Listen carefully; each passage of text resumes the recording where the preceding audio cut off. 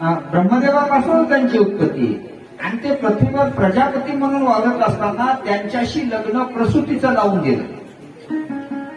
प्रसूती आणि दक्ष राजाचा विवाह झाला आणि यांनी संसार थाटला. ब्रह्मदेवानी प्रजापतीनी याच्या अगोदर जगदंबा भवानी मातेच्या नावानं तपश्चर्या केली.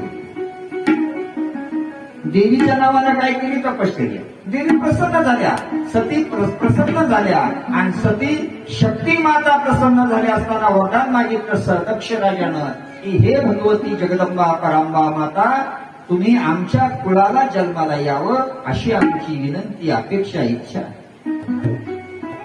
माझ्या कुशीत जन्म घेतला पाहिजे तू जगदंबे, मागणी केली. आणि देवीनं वरदान दिलं, राजा मी तुझ्या कुळात जन्म घे. भगवती कोणाला? दक्ष राजाला वरदान दिलं, राजा मी तुझ्या कुळामध्ये जन्माला येईल. आणि राजाच्या कुळामध्ये जन्म घेताना देवीनं सांगितलं, देव ज्या वेळेला वरदान देतात ना, त्यावेळेला त्या वरदानामध्ये एखादी 8 ठेवीत असतात. का?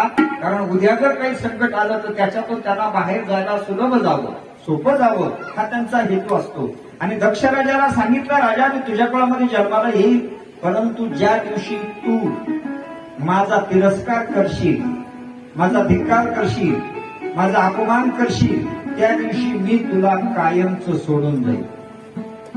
कारण भगवती जगदंबा माता भूतलावर अवताराला जरी देह धारण करून आल्या तरी त्यांना सगळं जगत सांभाळायचं आहे, सगळं विश्व संरक्षित करायचंय त्यांना.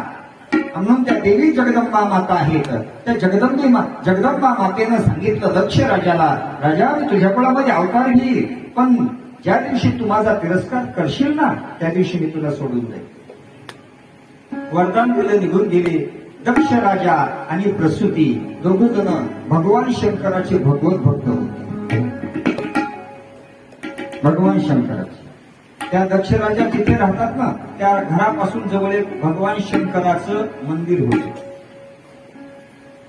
भगवान शंकराचं ते भगवान शंकराचं मंदिर असताना त्या मंदिरामध्ये